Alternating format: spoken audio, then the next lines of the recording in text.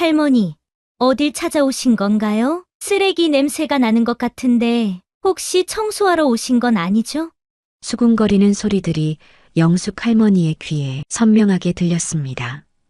손자 태준이의 행복한 결혼식 날, 그녀는 자신이 이곳에 어울리지 않는다는 것을 뼈저리게 느꼈습니다. 하지만 영숙 할머니는 아직 몰랐습니다. 몇 시간 후 이 화려한 웨딩홀에서 자신의 인생이 완전히 뒤바뀌게 될 것이라는 사실을, 그리고 평생 숨겨왔던 20년간의 사랑과 희생이 마침내 세상의 빛을 보게 될 것이라는 사실을. 20년 전 2004년 가을, 대구 달성군의 작은 시골 마을에 첫눈이 내리던 날이었습니다. 55세였던 김영숙은 부엌에서 설거지를 하며 밖을 내다보고 있었습니다. 마당에서는 7살 손자 태준이가 혼자 눈사람을 만들려고 애쓰고 있었습니다. 작은 손으로 눈덩이를 굴리다가 자꾸 넘어지는 모습이 안쓰러웠습니다. 태준아, 추우니까 안에 들어와. 영숙이 창문을 열고 말했습니다. 할머니, 조금만 더요. 눈사람 만들고 들어갈게요. 태준이의 맑은 목소리가 들렸습니다. 그 순간 집 대문이 벌컥 열리며 영숙의 아들 성우가 비틀거리며 들어왔습니다. 온몸에서 술 냄새가 진동했고 옷은 구겨져 있었습니다. 요즘 들어 매일 반복되는 일이었습니다. 태준이는 아버지를 보고 달려갔습니다. 아빠, 같이 눈사람 만들어요. 하지만 성우는 아들을 밀어내며 집 안으로 들어갔습니다. 저리 가. 아빠 피곤해. 태준이의 얼굴이 순간 어두워졌습니다. 영숙은 가슴이 아팠습니다. 불과 6개월 전만 해도 성우는 자상한 아버지였는데 사업 실패 후 완전히 다른 사람이 되어버렸습니다. 영숙은 앞치마를 벗고 마당으로 나갔습니다. 태준이는 여전히 혼자서 눈덩이를 굴리고 있었지만 아까와 달리 기운이 없어 보였습니다. 작은 어깨가 축 처져 있었고 가끔씩 집안을 힐끔거렸습니다. 우리 태준이 할머니랑 같이 만들까? 영숙이 무릎을 꿇고 손자 옆에 앉았습니다. 할머니, 아빠가 왜 저를 싫어해요? 태준이가 작은 목소리로 물었습니다. 7살 아이의 순수한 눈에 상처가 어려 있었습니다. 영숙은 가슴이 먹먹해졌습니다. 어떻게 설명해야 할지 몰랐습니다. 성우가 운영하던 작은 건설회사가 부도가 나면서 5억 원이라는 큰 빚을 지게 되었고 그 충격으로 술에 의존하게 되었다는 사실을 7살 아이에게 어떻게 말할 수 있겠습니까? 아빠가 지금 마음이 많이 아프셔. 태준이를 싫어하는 게 아니라 아빠 자신이 속상한 거야. 영숙이 손자의 작은 손을 잡아주었습니다. 조금만 기다리면 아빠도 다시 예전처럼 될 거야. 하지만 영숙 자신도 확신이 서지 않았습니다. 성우는 날이 갈수록 더 심하게 술을 마셨고 집에 들어와서는 아무 말도 하지 않거나 화를 내기만 했습니다. 며느리 미수는 이 상황을 견디지 못하고 2달 전에 친정으로 돌아가 버렸습니다. 할머니, 엄마는 언제 와요?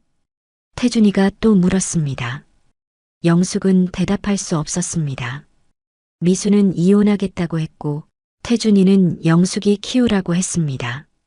아직 태준이에게는 말하지 못한 사실이었습니다.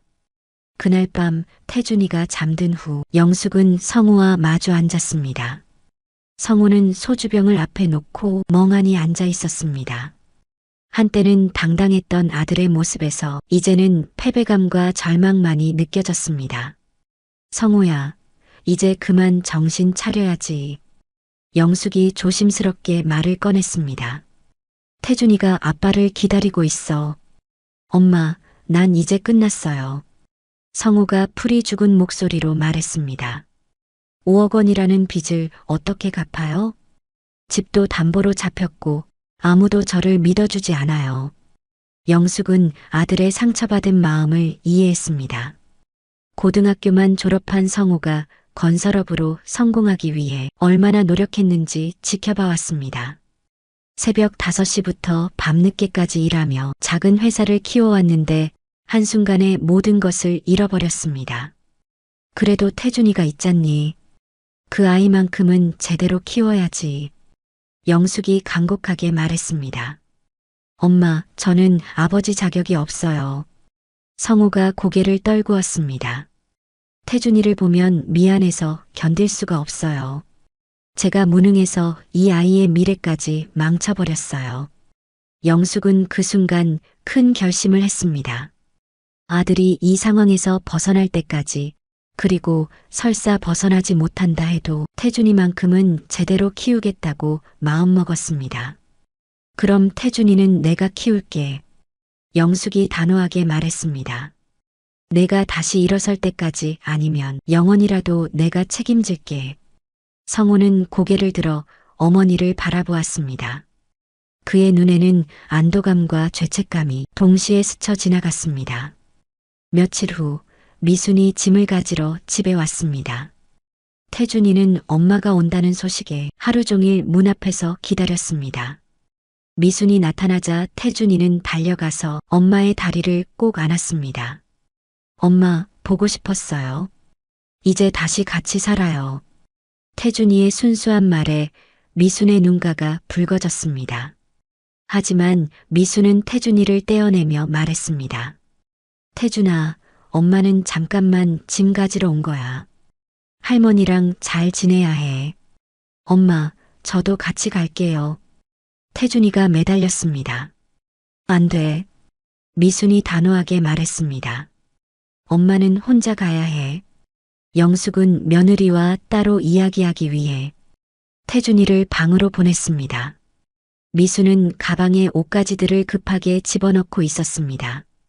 미순아, 정말 이혼할 거니? 영숙이 물었습니다. 어머니, 저는 더 이상 못 버티겠어요. 미순이 눈물을 흘리며 말했습니다. 성우 오빠는 매일 술만 마시고 빚쟁이들은 계속 찾아오고 저는 아직 젊어요. 다시 시작하고 싶어요. 그럼 태준이는 어떻게 하려고? 영숙이 간절하게 물었습니다. 어머니가 키워주세요. 미순이 차갑게 말했습니다. 어차피 저보다 어머니가 더 잘 키우실 거예요. 저는 태준이까지 책임질 수 없어요. 영숙은 충격을 받았습니다. 아무리 어려워도 자식을 버리는 엄마가 있을 수 있다는 것이 믿어지지 않았습니다. 미순아, 태준이는 내 아들이야. 어떻게? 어머니, 제발 이해해 주세요. 미순이 울먹이며 말했습니다. 저도 살아야 해요. 미순이 떠난 후 집안은 무거운 침묵에 잠겼습니다. 태준이는 엄마가 자신을 두고 떠났다는 사실을 완전히 이해하지는 못했지만 뭔가 큰일이 일어났다는 것은 알고 있었습니다. 며칠 동안 태준이는 밥도 제대로 먹지 않고 방 구석에서 웅크리고 있었습니다. 태준아, 할머니랑 같이 밥 먹자. 영숙이 손자를 달래려 했지만 태준이는 고개를 저었습니다. 할머니, 제가 나빠서 엄마가 간 거예요? 태준이가 작은 목소리로 물었습니다. 영숙은 가슴이 찢어지는 것 같았습니다. 7살 아이가 어떤 잘못을 했겠습니까? 모든 것은 어른들의 문제였는데 아이는 자신을 탓하고 있었습니다. 아니야, 태준아. 너는 전혀 잘못이 없어. 영숙이 손자를 꼭 안아주었습니다. 엄마는 잠시 어른들 일 때문에 멀리 간 거야. 한편 성우는 상황이 더욱 악화되고 있었습니다. 빚쟁이들의 독촉은 계속되었고 새로운 일을 찾으려 해도 신용불량자라는 꼬리표 때문에 어디서도 받아주지 않았습니다. 절망감에 빠진 성우는 술에 더욱 의존하게 되었습니다. 어느 날 밤 성우가 술에 취해 집에 들어와서는 태준이에게 화를 냈습니다. 다 너 때문이야. 내가 없었으면 미순이도 안 떠났을 거야. 영숙은 깜짝 놀라 아들을 말렸습니다. 성우야, 정신 차려. 태준이한테 무슨 잘못이 있다고. 하지만 성우는 이미 정상적인 판단력을 잃은 상태였습니다. 그날 밤 영숙은 확실히 깨달았습니다. 이 상황에서 태준이를 지킬 수 있는 사람은 자신뿐이라는 것을. 다음 날 새벽 영숙은 중요한 결정을 내렸습니다. 태준이를 데리고 자신의 친정이 있는 더 외진 시골 마을로 이사를 가기로 한 것입니다. 성우와 빚쟁이들로부터 태준이를 보호하고 조용한 환경에서 아이를 키우고 싶었습니다. 태준아, 할머니랑 새로운 집으로 이사 갈까? 영숙이 조심스럽게 물었습니다. 아빠도 같이 가요? 태준이가 희망적인 목소리로 물었습니다. 영숙은 잠시 말을 잃었습니다. 어떻게 7살 아이에게 아빠와 떨어져 살아야 한다고 말할 수 있겠습니까? 아빠는 여기서 일을 해야 해서 못 가셔. 하지만 가끔 만날 수 있어. 영숙이 거짓말을 했습니다. 사실 성우는 아들과 떨어져 있는 것이 차라리 낫다고 생각하고 있었습니다. 이사 준비를 하면서 영숙은 현실을 직시해야 했습니다. 자신의 나이는 55세, 가진 것이라고는 낡은 시골집 한 채뿐이었습니다. 남편은 10년 전에 사고로 세상을 떠났고 연금이나 특별한 수입원도 없었습니다. 어떻게 이 아이를 키우지? 영숙은 밤마다 고민했습니다. 태준이가 잠든 후 혼자 앉아서 계산기를 두드려 보았지만 수입은 턱없이 부족했습니다. 그러던 어느 날 마을 회관에서 폐지 수거 일을 하는 할머니를 보았습니다. 리어카에 종이박스와 신문지를 가득 싣고 가는 모습이었습니다. 저 일이라도 해야겠구나. 영숙은 생각했습니다. 자존심을 버리고라도 태준이를 위해서는 무엇이든 할 각오가 되어 있었습니다. 새로운 마을로 이사 온 지 일주일 후 영숙은 첫 번째 폐지 수거를 나갔습니다. 새벽 5시 태준이가 아직 잠들어 있을 때 조용히 집을 나섰습니다. 중고로 산 낡은 리어카를 끌고 마을을 돌아다니며 버려진 종이박스와 신문지를 모았습니다. 처음에는 무엇을 어떻게 해야 할지 몰랐습니다. 다른 할머니들을 따라다니며 요령을 배웠습니다. 어떤 종이가 값이 나가는지, 어디서 폐지를 구할 수 있는지, 수거업체는 어디에 있는지 하나하나 배워나갔습니다. 이거 처음이시죠? 같은 일을 하던 60대 할머니가 말을 걸었습니다. 젊은 분이 이 일을 하다니. 생계를 위해서요. 영숙이 솔직하게 대답했습니다. 손자 키우시나 봐요. 요즘 그런 분들 많아져요. 할머니가 이해한다는 듯이 고개를 끄덕였습니다. 힘들어도 참아야 해요. 아이들 위해서는 뭐든 해야죠. 첫날 폐지를 팔아서 번 돈은 3,500원이었습니다. 하루 종일 리어카를 끌고 다녀서 번 돈이 고작 그 정도였습니다. 영숙은 그 돈을 손에 쥐고 한참을 멍하니 있었습니다. 집으로 돌아오니 태준이가 혼자 깨어서 기다리고 있었습니다. 할머니, 어디 갔었어요? 할머니가 조금 일을 하고 왔어. 영숙이 피곤한 몸을 이끌고 아침을 준비했습니다. 할머니, 손이 왜 이렇게 더러워요? 태준이가 할머니의 거친 손을 보며 물었습니다. 영숙은 손을 재빨리 뒤로 숨겼습니다. 종이박스를 만지느라 손이 까맣게 더러워져 있었습니다. 태준이가 초등학교에 입학할 무렵 영숙의 하루 일과는 완전히 정해져 있었습니다. 새벽 4시에 일어나서 6시까지 폐지를 주우고 태준이를 학교에 보낸 후 다시 오전 10시부터 오후 3시까지 폐지 수거를 했습니다. 태준이가 학교에서 돌아오기 전에는 반드시 집에 있어야 했습니다. 태준아, 학교 어땠어? 영숙이 매일 같은 질문을 했습니다. 재미있었어요. 그런데 할머니, 태준이가 조심스럽게 말을 꺼냈습니다. 친구들이 왜 할머니가 리어카를 끌고 다니냐고 물어봐요. 영숙의 가슴이 철렁 내려앉았습니다. 아무래도 작은 마을이다 보니 소문이 퍼진 모양이었습니다.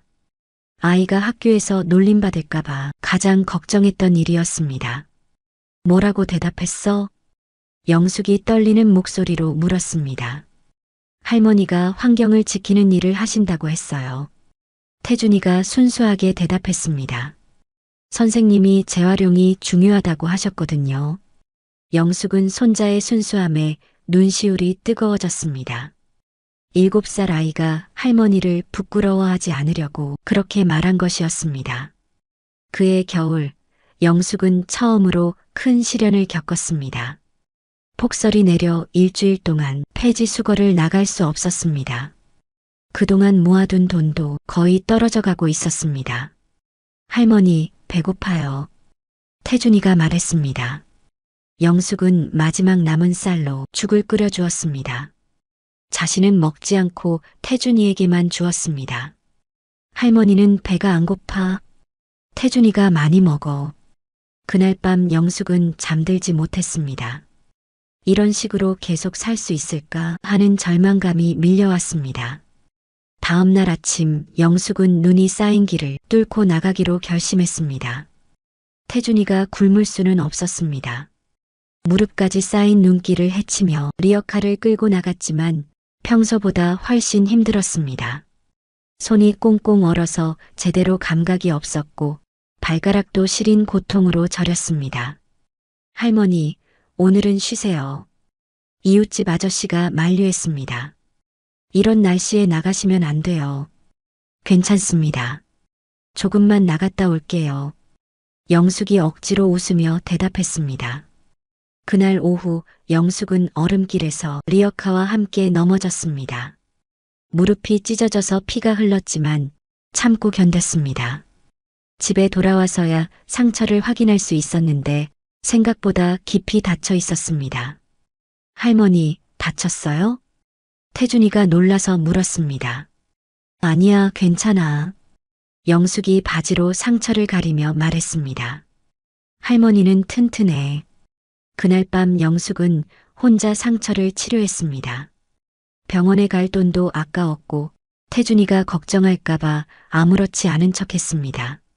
하지만 며칠 동안 절뚝거리는 것을 숨길 수는 없었습니다. 할머니, 아픈 거 맞죠? 태준이가 할머니의 다리를 걱정스럽게 바라보았습니다. 조금 삐었을 뿐이야. 금방 나을 거야. 영숙이 태준이의 머리를 쓰다듬었습니다.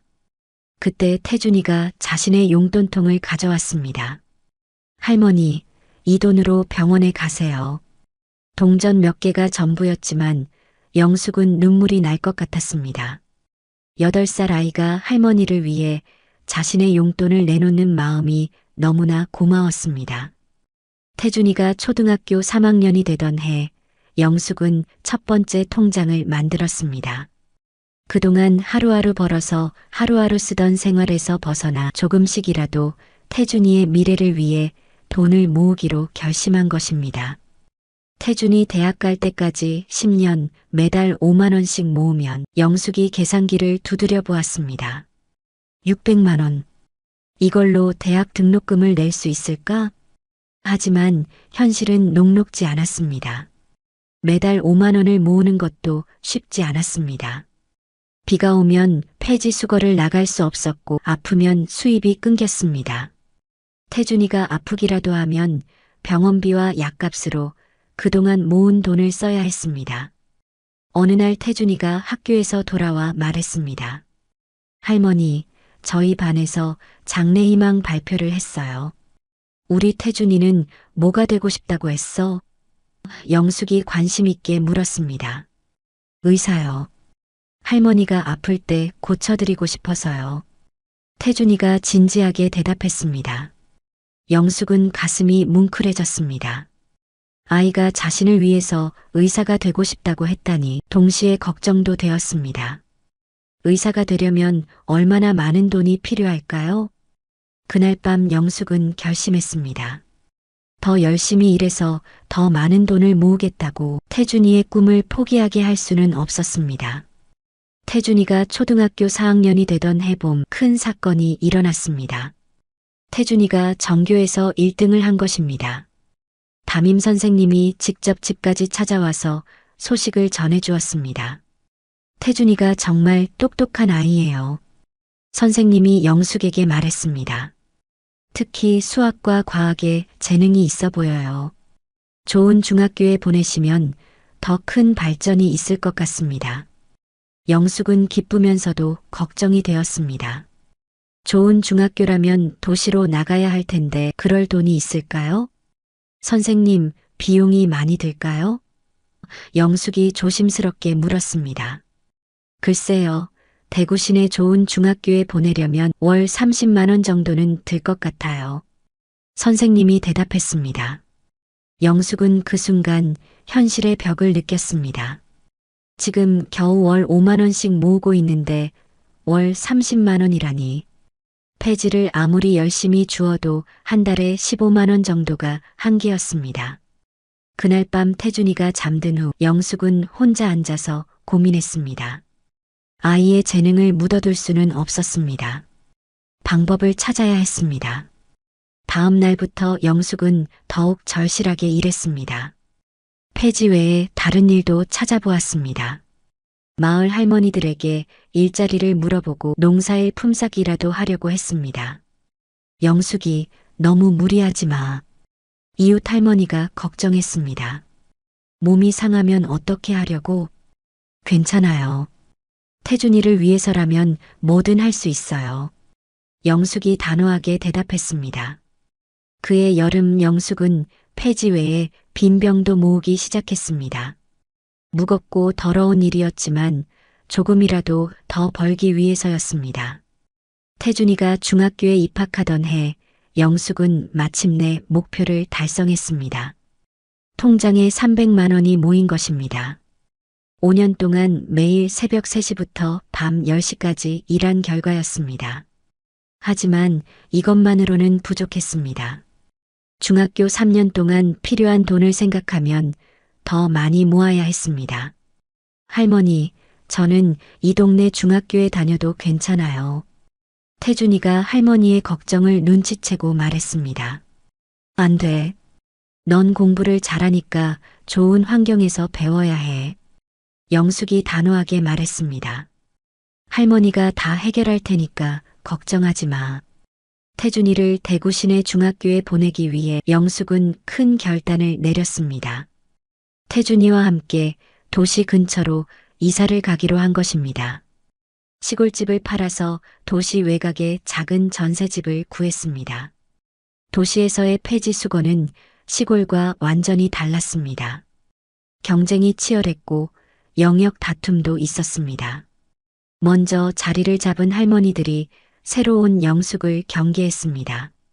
여기는 우리 구역이야. 다른 데가. 한 할머니가 퉁명스럽게 말했습니다. 영숙은 말없이 고개를 숙이고 다른 곳으로 갔습니다. 시골에서처럼 여유롭게 할 수 있는 일이 아니었습니다. 새벽 2시부터 나가서 다른 사람들보다 먼저 좋은 폐지를 찾아야 했습니다. 그런데 도시에서는 수입이 더 많았습니다. 폐지의 양도 많았고 값도 더 좋았습니다. 열심히 하면 하루에 2만 원까지도 벌 수 있었습니다. 이제 좀 나아지겠다. 영숙이 희망을 가졌습니다. 하지만 도시 생활은 다른 면에서 힘들었습니다. 사람들의 시선이 더 차가웠고 태준이가 부끄러워할까봐 더 조심스러웠습니다. 태준이가 중학교 2학년이 되던 어느 날 영숙에게 큰 충격이 찾아왔습니다. 태준이가 학교에서 친구들에게 놀림을 받고 온 것입니다. 평소와 달리 기운이 없는 태준이를 보고 영숙이 물었습니다. 태준아, 무슨 일 있었어? 태준이는 한동안 말을 하지 않다가 결국 털어놓았습니다. 할머니, 친구들이 할머니가 폐지 줍는다고 놀려요. 거지 할머니라고 해요. 영숙은 가슴이 철렁 내려앉았습니다. 가장 걱정했던 일이 벌어진 것입니다. 그래서 넌 뭐라고 했어? 영숙이 떨리는 목소리로 물었습니다. 아무 말도 못했어요. 태준이가 고개를 숙였습니다. 부끄러웠어요. 그 순간 영숙은 온 세상이 무너지는 것 같았습니다. 손자가 자신을 부끄러워한다는 사실이 가슴을 찢어놓았습니다. 태준아, 할머니가 미안해. 영숙이 눈물을 흘리며 말했습니다. 아니에요, 할머니. 제가 잘못 말했어요. 태준이가 황급히 말했습니다. 할머니는 나를 위해서 그런 거잖아요. 하지만 영숙은 그날 밤 잠을 이루지 못했습니다. 혹시 자신이 태준이에게 짐이 되고 있는 건 아닐까? 다른 방법은 없을까? 다음 날부터 영숙은 더욱 조심스럽게 일했습니다. 태준이가 학교에 있는 시간에만 나가고 혹시라도 태준이 친구들에게 발각될까봐 학교 근처는 절대 가지 않았습니다. 어느 날 태준이가 말했습니다. 할머니, 저 이제 안 부끄러워해요. 할머니가 저를 위해서 얼마나 힘들게 일하시는지 알거든요. 영숙은 손자의 성숙한 모습에 눈물이 났습니다. 아이가 너무 일찍 어른이 되어가는 것 같아 안쓰러웠습니다. 태준이가 고등학교 3학년이 되어 대학 입시를 준비할 때 영숙의 통장에는 마침내 800만 원이 모여 있었습니다. 15년간의 피와 땀의 결실이었습니다. 하지만 서울의 좋은 대학교 등록금을 생각하면 여전히 부족했습니다. 할머니, 저는 지방 국립대학교에 갈게요. 태준이가 말했습니다. 등록금도 저렴하고 장학금도 받을 수 있어요. 안 돼. 내가 원하는 대학교에 가야 해. 영숙이 고집했습니다. 서울대학교 의과대학이 내 꿈이잖니. 태준이는 정말로 의과대학에 진학하고 싶어 했습니다. 어린 시절부터 할머니가 아플 때마다 의사가 되어 치료해드리고 싶다고 했던 그 꿈을 포기할 수 없었습니다. 그해 11월, 기적이 일어났습니다. 태준이가 정말로 서울대학교 의과대학에 합격한 것입니다. 15년간의 꿈이 현실이 되는 순간이었습니다. 할머니, 붙었어요. 정말 붙었어요. 태준이가 합격 통지서를 들고 뛰어왔습니다. 영숙은 그 순간 눈물이 쏟아졌습니다. 기쁨과 동시에 걱정도 밀려왔습니다. 이제 정말로 그 많은 돈을 마련해야 했습니다. 태준이의 서울대 의과대학 합격 소식은 마을에 큰 화제가 되었습니다. 시골 마을에서 서울대 의대생이 나온다는 것은 정말 드문 일이었습니다. 이웃들이 축하하러 찾아왔고 지역 신문에서 인터뷰 요청까지 왔습니다. 영숙이 정말 대단해. 혼자서 의대생을 키워내다니. 이웃 할머니들이 부러워했습니다. 하지만 영숙의 마음은 복잡했습니다. 기쁨보다는 걱정이 더 컸습니다. 할머니, 저는 휴학하고 군대부터 다녀올게요. 태준이가 제안했습니다. 안 돼. 영숙이 단호하게 말했습니다. 한번 늦어지면 계속 늦어져. 바로 들어가야 해. 영숙은 새로운 결심을 했습니다. 폐지 수거만으로는 한계가 있으니 다른 일도 더 찾아보기로 했습니다. 새벽에는 폐지를 줍고 낮에는 식당 일을 하고 저녁에는 청소 일을 하기로 했습니다. 할머니, 몸이 견딜 수 있을까요? 태준이가 걱정했습니다. 괜찮아. 6년만 더 버티면 돼. 영숙이 밝게 웃었습니다. 내가 의사가 되면 할머니도 편해질 거야. 그때부터 영숙의 하루는 18시간이 되었습니다. 새벽 2시에 일어나서 밤 8시까지 쉬지 않고 일했습니다. 몸은 힘들었지만 마음은 가벼웠습니다. 태준이가 의사가 되는 꿈을 향해 한 걸음씩 나아가고 있다는 생각 때문이었습니다. 태준이도 할머니의 희생을 알고 있었기 때문에 더욱 열심히 공부했습니다. 장학금을 받기 위해 최선을 다했고 용돈도 최대한 아꼈습니다. 태준이가 의과대학 3학년이 되던 해 20년 넘게 폐지를 주우며 살아온 세월이 몸에 고스란히 남아 있었습니다. 허리는 구부정해졌고 무릎은 자주 아팠으며 손목에는 만성 관절염이 생겼습니다. 할머니, 이제 좀 쉬세요. 태준이가 방학에 집에 와서 말했습니다. 제가 과외를 해서 용돈을 벌게요. 안 돼. 너는 공부에만 집중해야 해. 영숙이 여전히 고집했습니다. 의사가 되려면 실습도 열심히 해야 하고 성적도 잘 받아야 하잖니. 하지만 몸은 예전 같지 않았습니다. 그때 태준이가 중요한 소식을 전했습니다. 할머니, 제가 성적 우수 장학금을 받게 됐어요. 앞으로 등록금을 안 내도 돼요. 영숙은 그 말을 듣고 안도의 눈물을 흘렸습니다. 그동안의 고생이 보상받는 순간이었습니다. 정말이니? 우리 태준이가? 영숙이 기뻐했습니다. 네, 그리고 졸업 후에는 바로 레지던트 과정에 들어갈 수 있을 것 같아요. 그러면 월급도 받을 수 있어요. 태준이가 설명했습니다. 영숙은 그제서야 긴 터널의 끝이 보이는 기분이었습니다. 태준이가 의과대학을 졸업하고 레지던트가 되던 해, 영숙은 처음으로 안정적인 마음을 가질 수 있었습니다. 할머니, 이제 폐지 줍는 일 그만하세요. 태준이가 간곡하게 부탁했습니다. 제가 할머니를 모실게요. 하지만 영숙은 쉽게 수긍하지 않았습니다.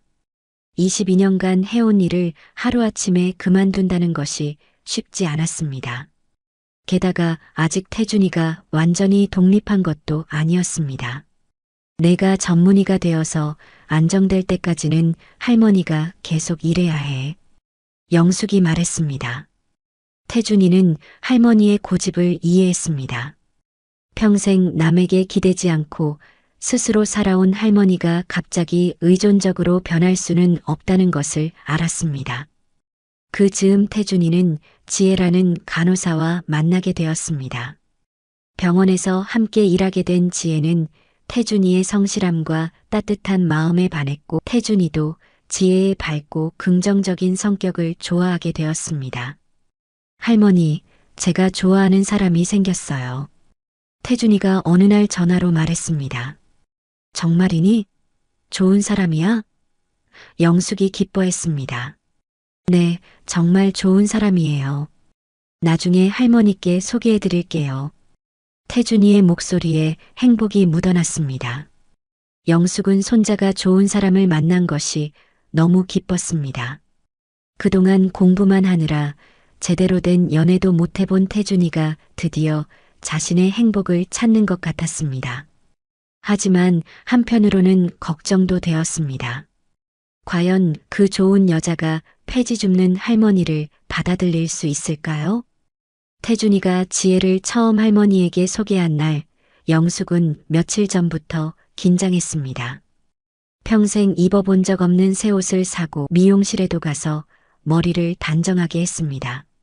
손톱도 깎고 손 관리도 받았지만 22년간 폐지를 만져온 거친 손은 쉽게 부드러워지지 않았습니다. 할머니, 긴장하지 마세요.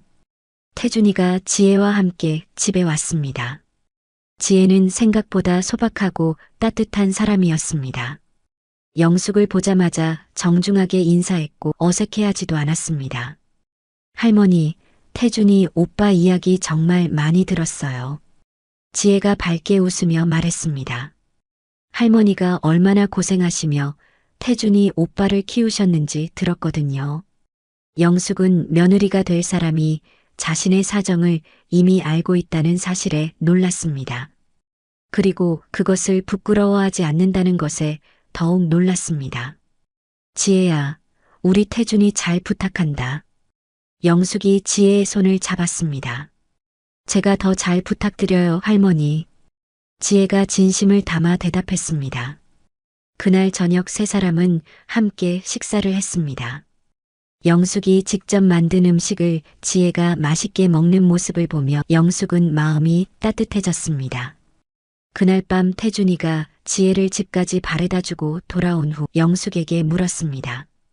할머니, 지혜 어때요? 좋은 아이구나. 너를 정말 좋아하는 게 눈에 보여. 영숙이 만족스럽게 말했습니다. 태준이와 지혜가 결혼을 결정한 것은 태준이가 전문의 과정을 시작한 지 1년 후였습니다.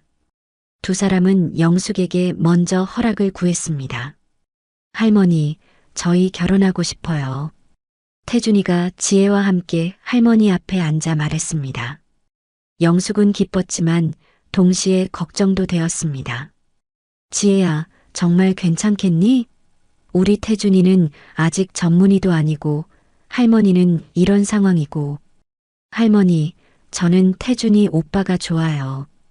그리고 할머니도 정말 존경해요. 지혜가 진심을 담아 말했습니다. 오빠를 이렇게 훌륭하게 키우신 할머니와 가족이 되고 싶어요. 영숙은 지혜의 진심에 감동했습니다. 하지만 현실적인 문제들이 걱정되었습니다. 그런데 결혼식은 어떻게 할 거니? 영숙이 조심스럽게 물었습니다. 돈이 많이 들 텐데. 할머니, 저희는 작은 결혼식을 할 거예요. 태준이가 말했습니다. 지혜네 부모님도 동의하셨어요. 하지만 며칠 후 지혜가 다시 찾아와서 다른 이야기를 했습니다. 할머니, 사실 저희 부모님이 호텔에서 결혼식을 하자고 하세요. 영숙은 당황했습니다. 호텔이라니? 그럼 비용이 얼마나 들까? 부모님이 모두 부담하시겠다고 해요. 지혜가 설명했습니다. 할머니는 그냥 오셔서 축복해 주시기만 하면 돼요. 영숙은 복잡한 마음이었습니다. 손자의 결혼식에 자신이 아무것도 해줄 수 없다는 것이 속상했습니다. 그동안 태준이를 위해 평생을 바쳤는데 정작 결혼식에서는 구경만 하고 있어야 한다니. 그날 밤 영숙은 오랫동안 고민했습니다. 그리고 마침내 결심했습니다. 그동안 조금씩 모아온 돈으로 태준이에게 마지막 선물을 해주기로. 영숙은 다음날 은행에 가서 통장을 확인했습니다. 30년간 모은 돈은 정확히 1,500만 원이었습니다. 태준이의 대학 등록금과 생활비로 많이 썼지만 그래도 이 정도는 남아 있었습니다. 태준이가 장학금을 받고 레지던트가 되면서 할머니가 돈을 쓸 일이 줄어들었기 때문입니다.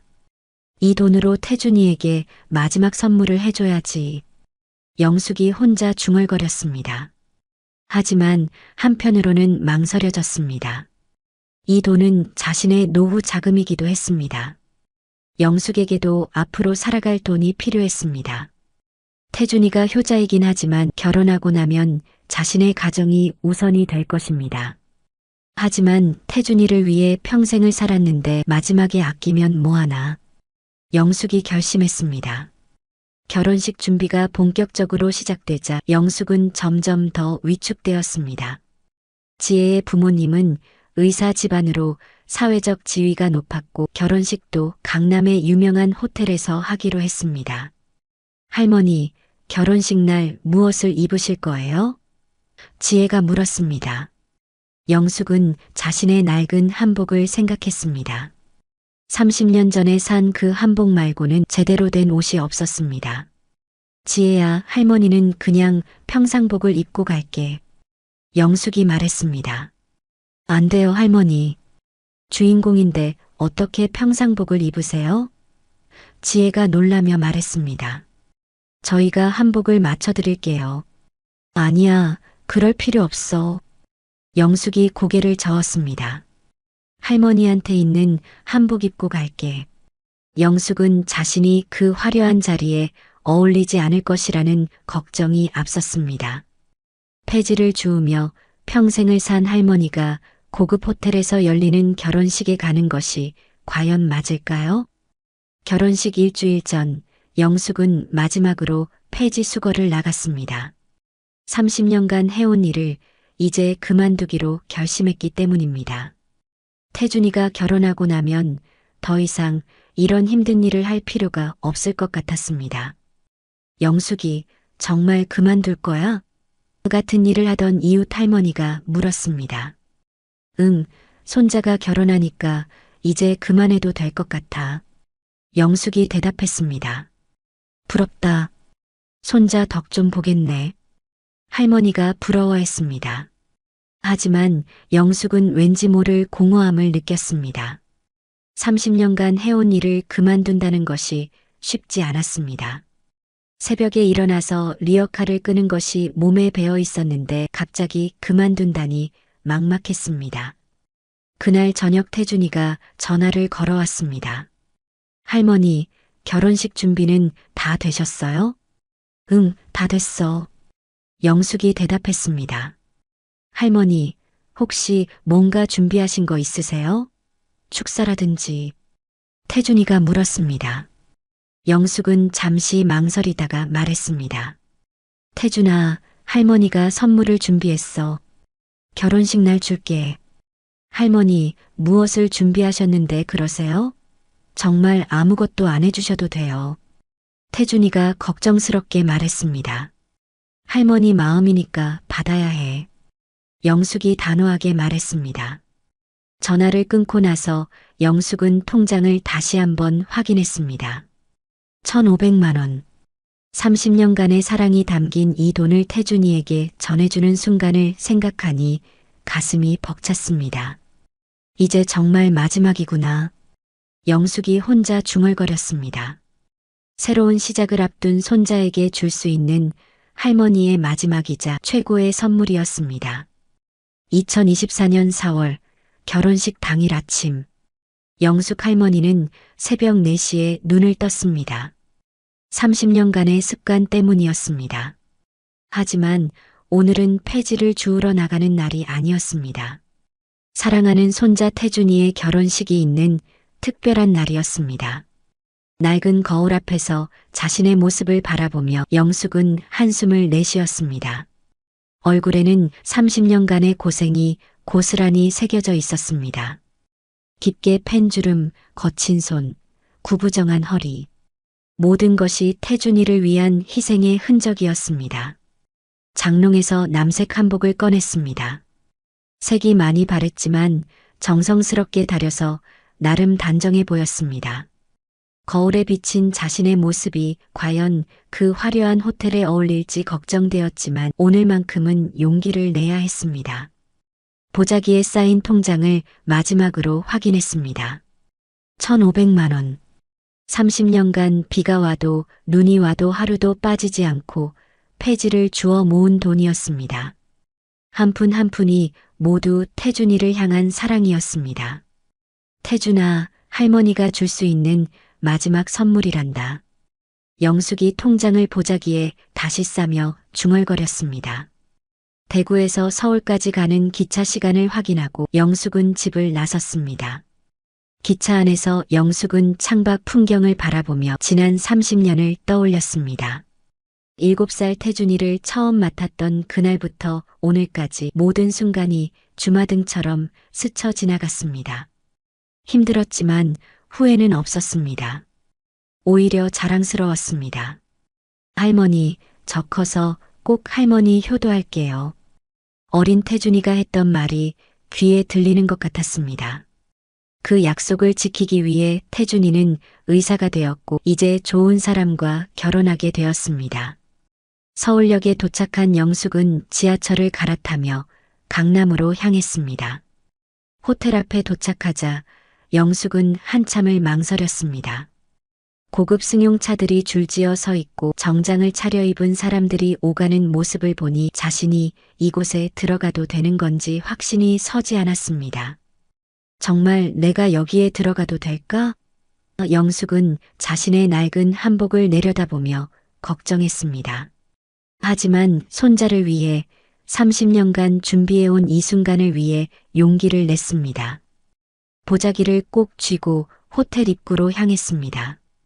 호텔 로비에 들어선 순간 영숙은 그 화려함에 압도당했습니다. 수정 샹들리에가 반짝이고 대리석 바닥은 거울처럼 빛났습니다. 곳곳에 놓인 화려한 꽃꽂이와 고급스러운 소파들이 마치 궁전 같은 분위기를 연출했습니다. 어서 오십시오. 호텔 직원이 정중하게 인사했지만 그의 눈빛에서는 의아함을 읽을 수 있었습니다.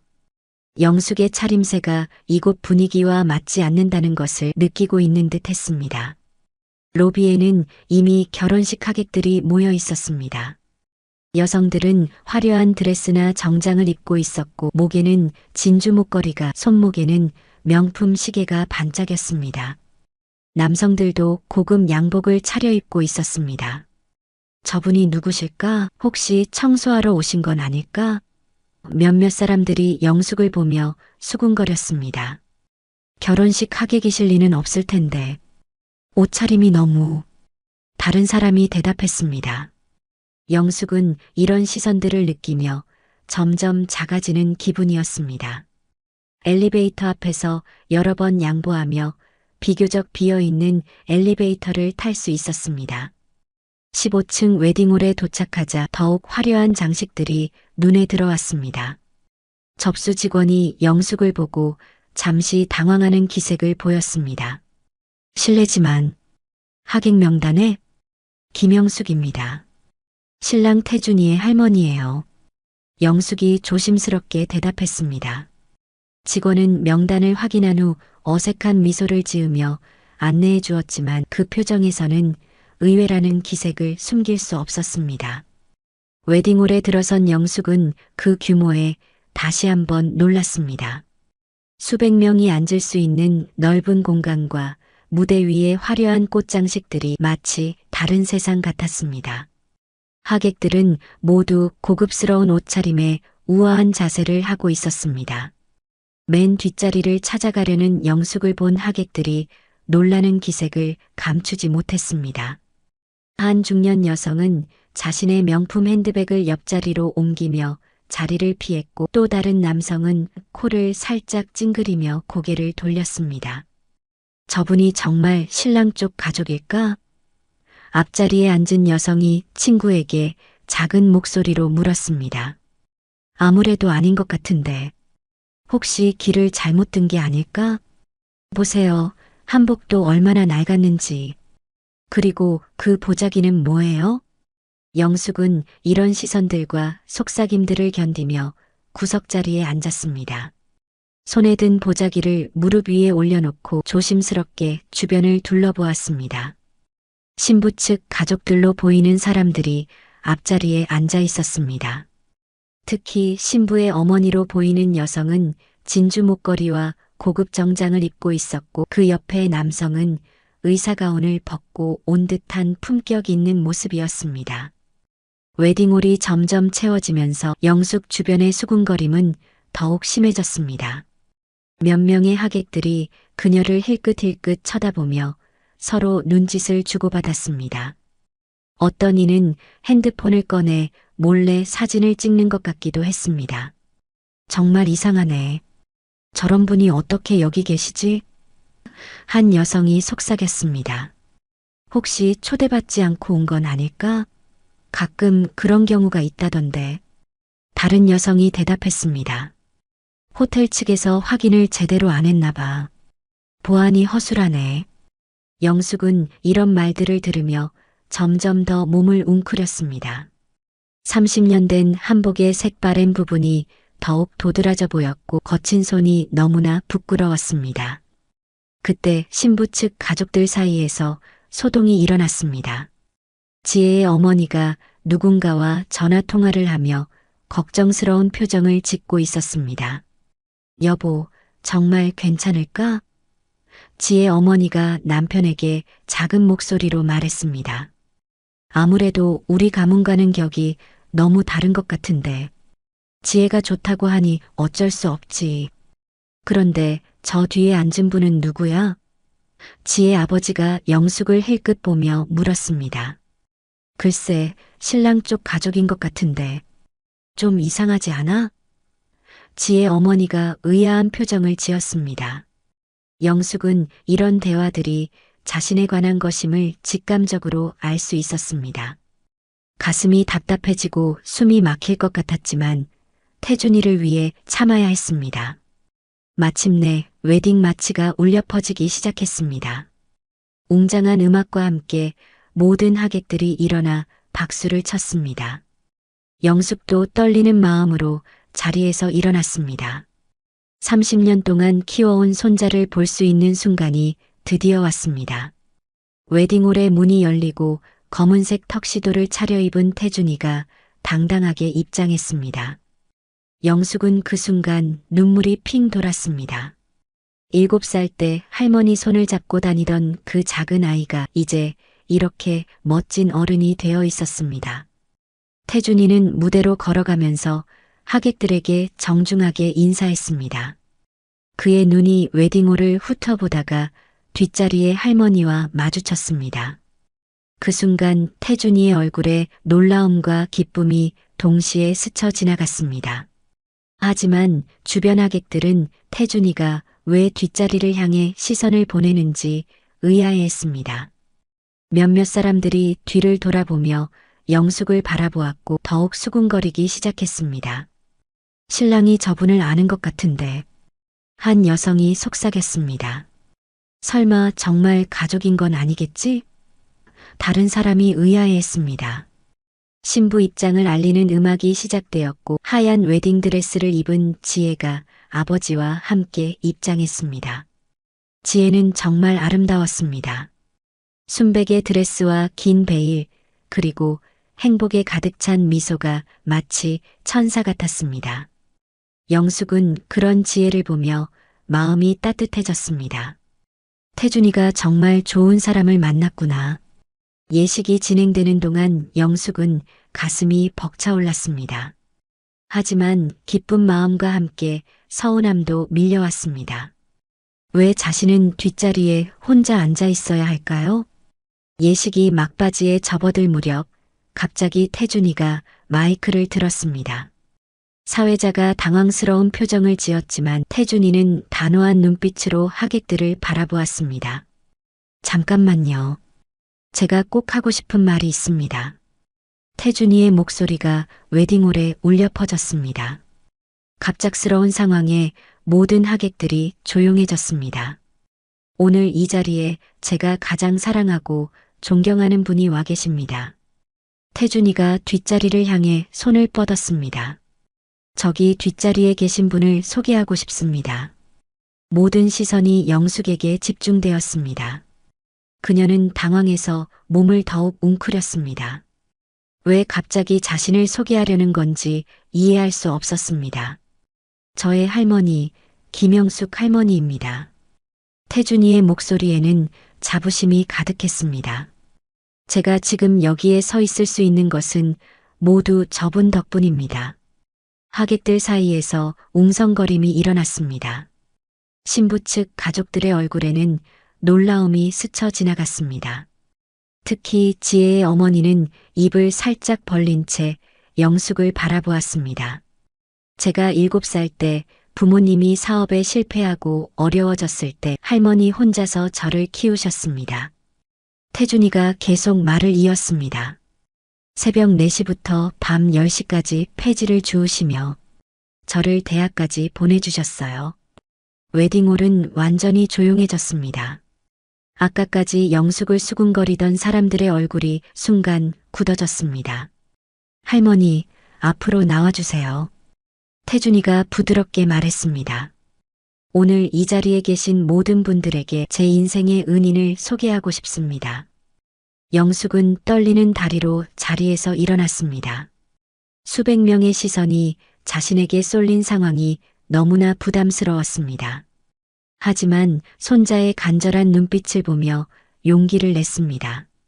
보자기를 꼭 쥐고 천천히 무대를 향해 걸어갔습니다.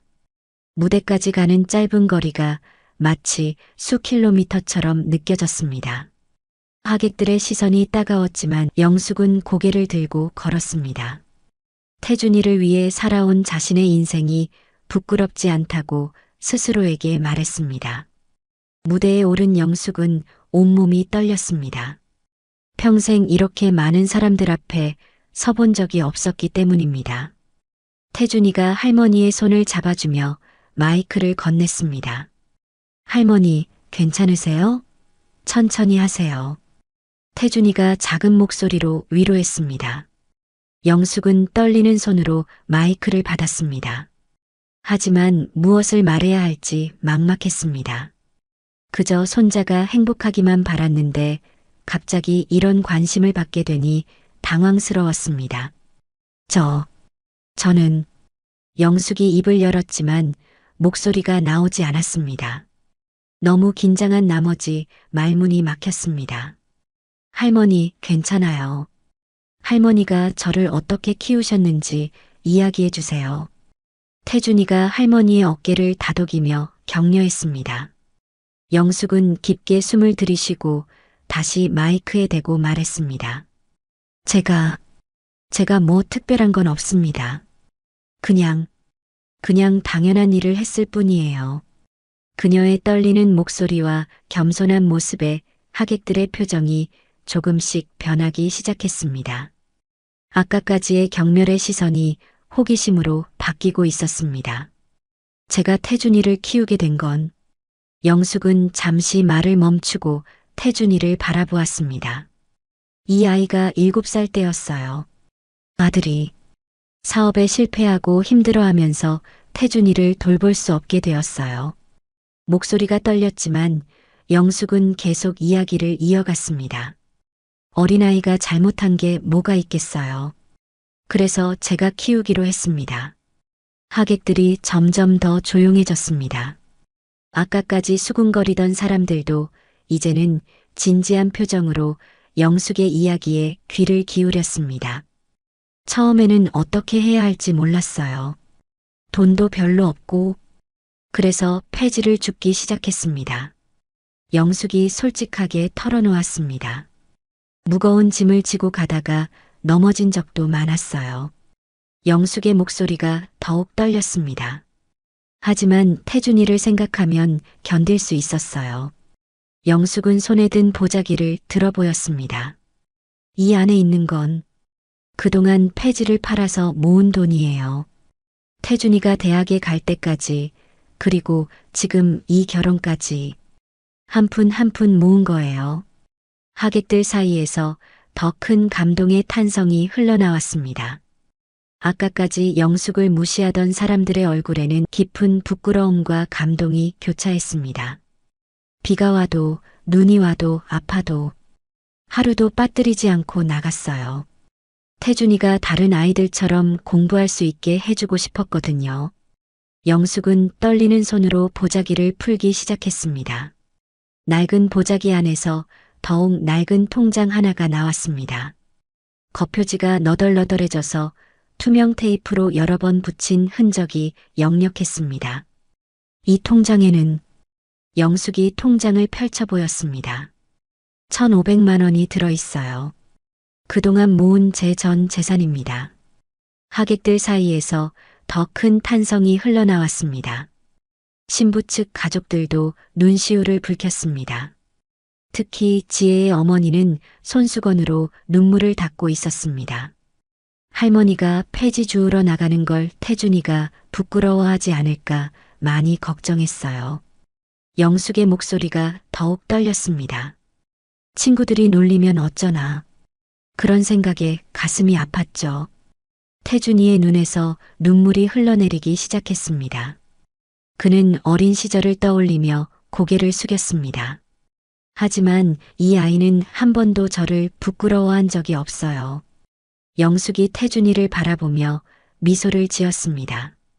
오히려 할머니 고생 많으셨어요. 제가 커서 꼭 효도할게요라고 말해줬어요. 그래서 견딜 수 있었어요. 이 아이가 의사가 되겠다고 했을 때 그 꿈을 포기하게 할 수는 없었거든요. 영숙이 계속 말했습니다. 그동안 힘들었지만 오늘 이 순간을 보니 모든 게 보람 있었어요. 영숙이 통장을 태준이에게 건네려 하자 태준이는 고개를 저으며 뒤로 물러섰습니다. 할머니, 이 돈은 받을 수 없어요. 이건 할머니의 평생 재산이잖아요. 무슨 소리야? 영숙이 단호하게 말했습니다. 이 돈은 처음부터 너를 위한 거였어. 할머니는 이미 충분히 행복해. 내가 이렇게 훌륭하게 자라준 것만으로도. 그때 지혜가 웨딩드레스를 입은 채로 무대로 올라왔습니다. 지혜야, 우리 태준이 잘 부탁한다. 그때 하객석에서 한 사람이 일어났습니다. 지혜의 아버지 박철수 원장이었습니다.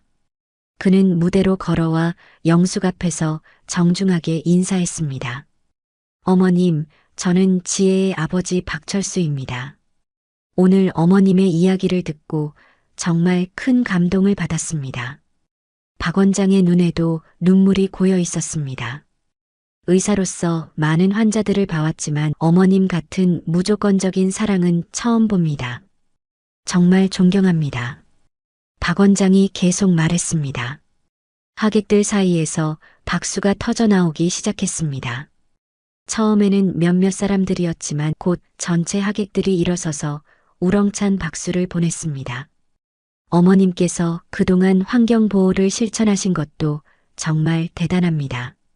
박 원장이 박수 소리에 묻히지 않게 큰 목소리로 말했습니다.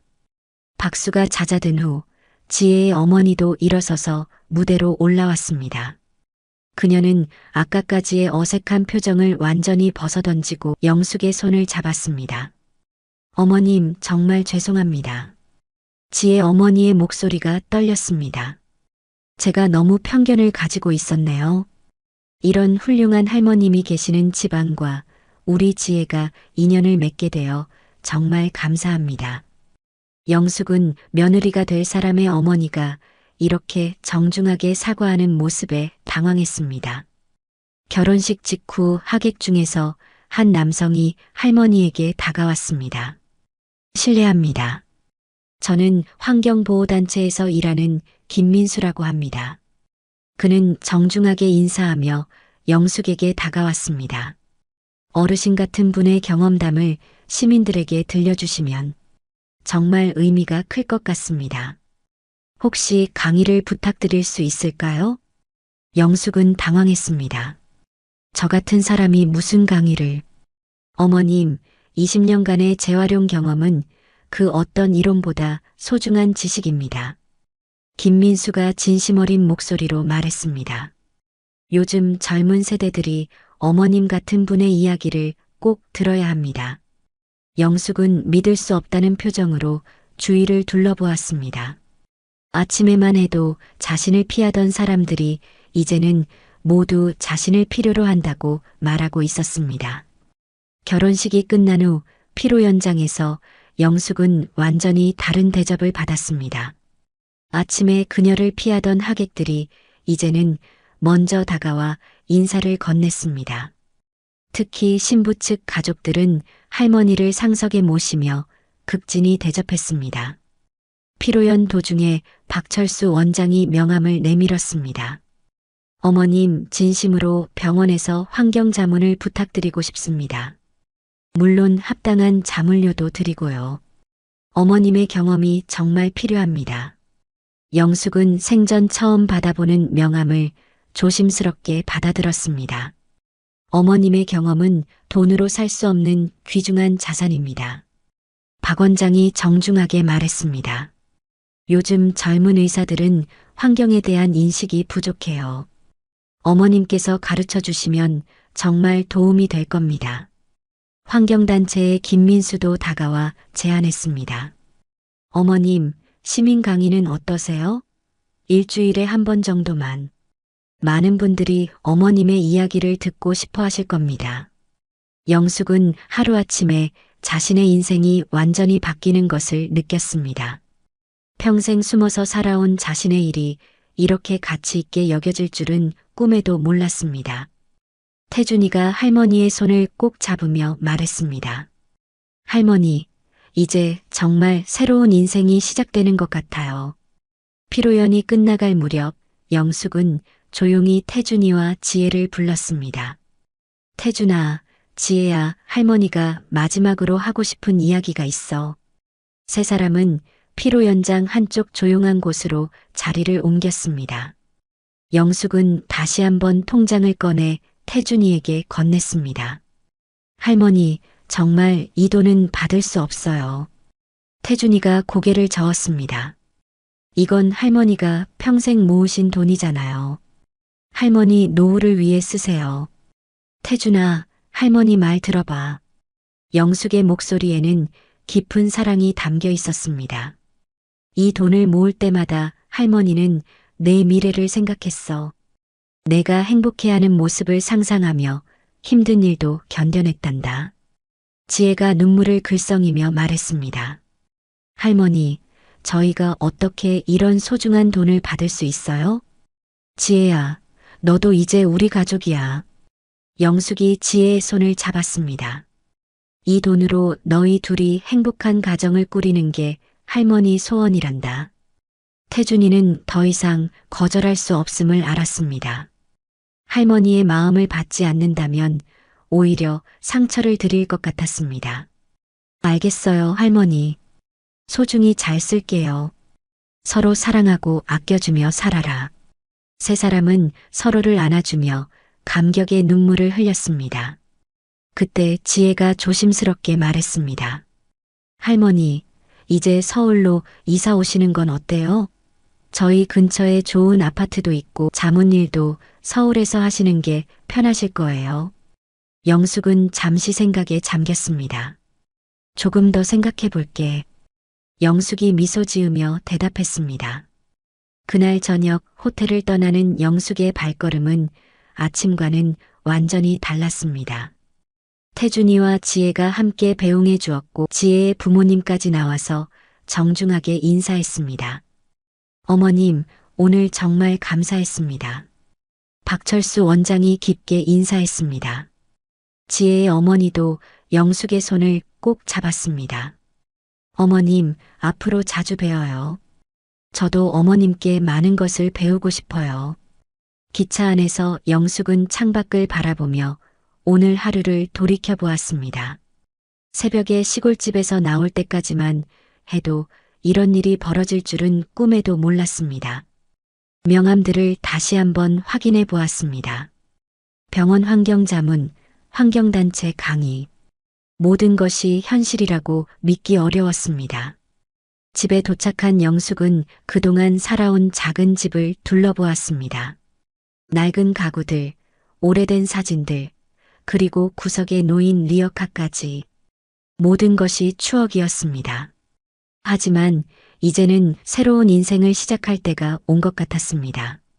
손자와 가까이 살면서 새로운 일을 하고 많은 사람들에게 도움을 줄 수 있는 기회를 얻었습니다.